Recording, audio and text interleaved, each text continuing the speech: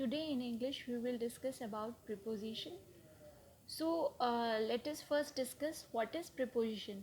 Preposition वो words होते हैं जो noun या pronoun का दूसरे वर्ड से रिलेशन जोड़ते हैं जो कि एक सेंटेंस में यूज़ हो रहा है. तो it shows a relation of a noun और pronoun with other words in a sentence. जैसे कोई सेंटेंस में नाउन है और प्रोनाउन है तो उस नाउन का या उस प्रोनाउन का उस सेंटेंस के अंदर दूसरे वर्ड के साथ कैसा रिलेशन है, क्या बता रहा है, वो कौन ज्वाइन करता है? प्रीपोजिशन. So let's start. पहला है preposition of time. Preposition of time यानी कि जो हमें टाइम का जो रिलेशन बताता है नाउन या प्रोनाउन से, उसको हम बोलते हैं प्रीपोजिशन ऑफ टाइम. जैसे कि इन है, पहला preposition of time we will use is in. In is like longer period of time में, जैसे कि मंथ है, ईयर है, सेंचुरी है, ये क्या है? लंबा समय है. तो जब भी हम लंबे समय के बारे में बात करेंगे तो प्रीपोजिशन ऑफ टाइम यूज़ होगा. जैसे I will complete the work in a month. तो यहाँ पे हमने मंथ यानी कि लॉन्गर टाइम यूज़ किया, तो हमने यहाँ पे इन का यूज़ किया है, इन प्रीपोजिशन का यूज़ किया है. Next is preposition of time को हम सीज़न में भी यूज़ कर सकते हैं. इनको सीज़न जैसे कि समर है, विंटर है, तो जब भी हम सीज़न के बारे में बात करेंगे तो इन का यूज़ करेंगे. जैसे I am going for a vacation in summer. Summer is a season, so here we are using in. Next parts of a day, अगर दिन का हिस्सा है जैसे इवनिंग है, मॉर्निंग है, नाइट है, तब भी हम प्रीपोजिशन ऑफ टाइम में किसका यूज़ करेंगे? इन का यूज़ करेंगे. In is used is longer period of time जैसे मंथ, ईयर, सेंचुरी, एरा, या फिर सीज़न जैसे कि समर, विंटर, या फिर पार्ट ऑफ डे या जैसे कि इवनिंग और night. We left in the evening. Evening is a part of day, that is why we are using here preposition of time in. Next preposition of time is on. On में क्या होता है? On हमेशा days के साथ या dates के साथ यूज होता है. जैसे एग्जाम्पल में देखिए, do you work on Sunday? So Sunday is a day, तो here Sunday is a day, that's why we are using the preposition on. तो संडे यानी कि डे है, तो डे के साथ हमेशा ऑन प्रीपोजिशन टाइम का यूज़ होगा. और अगर डेट है तो डेट के साथ भी हम ऑन का यूज़ करेंगे. जैसे कि हर बर्थडे इज़ ऑन 26 अप्रैल, तो ऑन का यूज़ किया गया है. तो ऑलवेज रिमेंबर कि ऑन का यूज़ डे और डेट के साथ यूज़ होगा, और इनका लॉन्गर पीरियड ऑफ टाइम में, सीजन में, और पार्ट्स ऑफ डे जैसे कि इवनिंग और नाइट.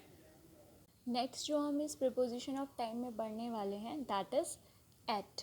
तो एट कहाँ यूज़ होता है? किसी भी पॉइंट ऑफ टाइम को जब हम डिक्लेयर करते हैं या पॉइंट ऑफ टाइम को डिनोट करते हैं तो हम एट का यूज़ करते हैं.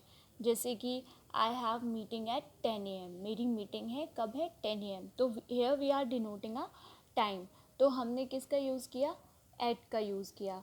Next is from and to.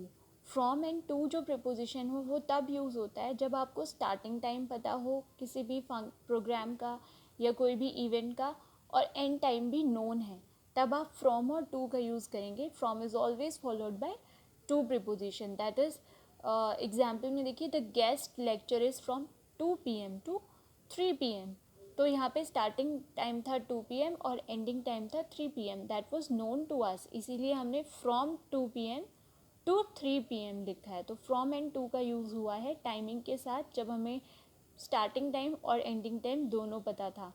Next fifth is since.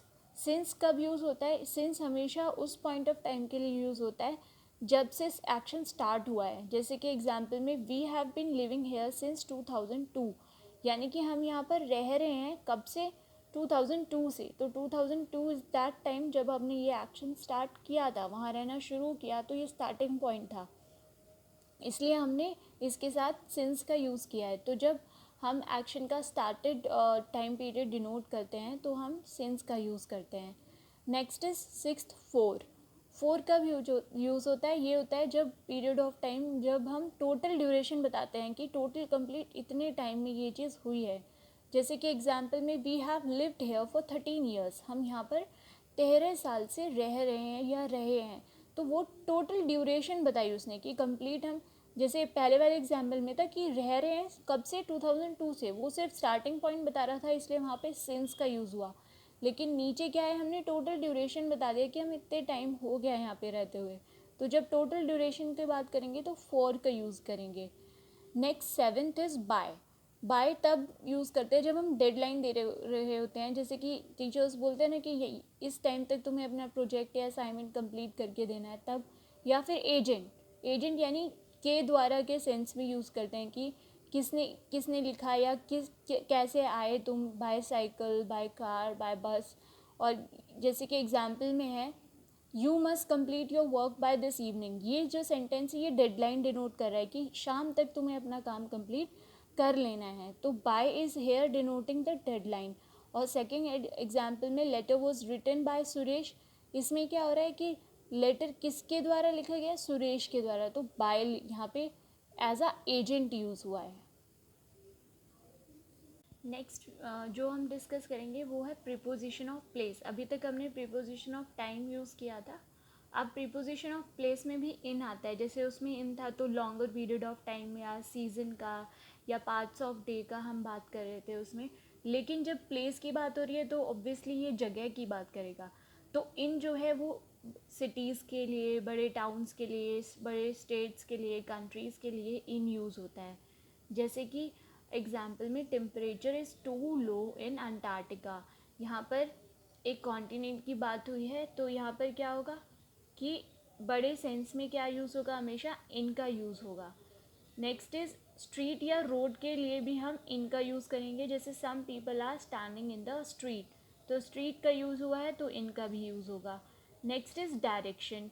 अब जब भी हम डायरेक्शन की बात करेंगे, नॉर्थ, साउथ, लेफ्ट, राइट, तो तब हम इनका यूज़ करेंगे। जैसे डायरेक्शन में इधर his house is in the north, तो यहाँ पे क्या है कि उसका घर नॉर्थ साइड में है, तो इनका यूज़, यानी डायरेक्शन है तो ऑलवेज वी विल यूज़ इन।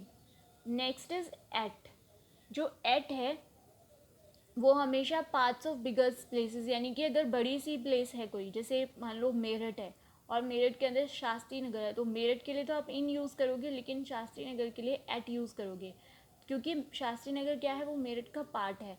तो पार्ट ऑफ बिगर प्लेसेस में भी एट का यूज़ होगा, यानी कि शिशिर लिव्स एट शास्त्री नगर, तो at Shastri Nagar is a part of a bigger place, इसीलिए यहाँ पे एट का यूज़ हुआ है। नेक्स्ट, ऐसे ही रोड या स्ट्रीट के पार्ट के लिए भी आप एट का यूज़ करोगे, जैसे some people are standing at the corner of the street, तो स्ट्रीट जो है वो पूरा बड़ा हो गया और कॉर्नर स्ट्रीट का पार्ट हो गया, इसीलिए वहाँ पे हमने एट का यूज़ किया है। So these are the main in and at the preposition of places. Next we are going to discuss is preposition of position. Position यानी कि स्थान या जगह, तो इन का यूज़ उस पर्सपेक्टिव में कैसे होगा, when things are inside something, अगर कोई चीज़ किसी चीज़ के अंदर प्रेजेंट है तब हम इन का यूज़ करेंगे। जैसे कि there is a diamond in her ring, मतलब उसकी रिंग के अंदर एक डायमंड है, तो कोई भी चीज़ अगर किसी चीज़ के अंदर है तो आप इन का यूज़ करोगे। Next is into. अब जो इनटू है वो क्या होगा कि अगर कोई चीज़ बाहर से अंदर जा रही है, that is going inside from outside, बाहर से अंदर जा रही है अगर कोई चीज़, तब आप इनटू का यूज़ करोगे। जैसे the boy jumped into the river, तो जम्प्ड इनटू द रिवर यानी वो बाहर से ही रिवर में कूदा होगा, तो बाहर से जब वो अंदर रिवर में चला गया तो आपने इनटू का यूज़ किया। Next is on. ऑन जो है वो डिनोट करता है उस पोजीशन को किसी भी सरफेस के रिस्पेक्ट में, पर जो सरफेस को टच कर रही है, किसी भी ऑब्जेक्ट की पोजीशन अगर वो किसके ऊपर है और वो उसके सरफेस को टच कर रही है। जैसे कि देयर इज़ अ ब्यूटीफुल वास ऑन द टेबल, टेबल के ऊपर एक बहुत सुंदर सा वास रखा हुआ है, यानी कि टेबल के ऊपर रखा हुआ है और उस वास ने उस टेबल के सरफेस को टच भी किया हुआ है, तो सरफेस के ऊपर है and it is touching it surface, तो ऑन का यूज़ करेंगे। Next is over. ओवर तब हम यूज़ करते हैं जब एग्जैक्टली कोई चीज़ किसी चीज़ के ऊपर है लेकिन वो उस चीज़ उसके सरफेस को टच नहीं कर रही है। जैसे कि there is a bridge over the river, river के ऊपर एक ब्रिज है, यानी कि वो टच नहीं कर रही है, ब्रिज जो है रिवर को टच नहीं कर रहा, लेकिन वो एग्जैक्टली उसके ऊपर है, इसीलिए हमने ओवर का यूज़ किया है। Next is beneath. जो बीनीथ है वो तब यूज़ होता है जब कोई चीज़ किसी चीज़ के नीचे है, वो उसके सरफेस को टच कर रही है। जैसे कि there are many minerals beneath the earth, तो अर्थ के नीचे बहुत सारे मिनरल्स है। जो अंडर है वो भी एग्जैक्टली जो किसी चीज़ के नीचे है उसको बोलते हैं, लेकिन वो जो है सरफेस को टच नहीं करती। जैसे the man is sitting under the tree, तो अंडर में यानी कि उसके नीचे एग्जैक्टली बैठा तो है लेकिन वो ट्री को टच नहीं कर रहा है, लेकिन बीनीथ जो है वो एग्जैक्टली नीचे के लिए यूज़ होता है और इंक्लूडिंग कि वो उसके सरफेस को टच कर रहा है। जैसे there are many minerals beneath the earth, तो अर्थ के नीचे बहुत सारे मिनरल है यानी कि वो अर्थ को टच भी कर रहे होंगे।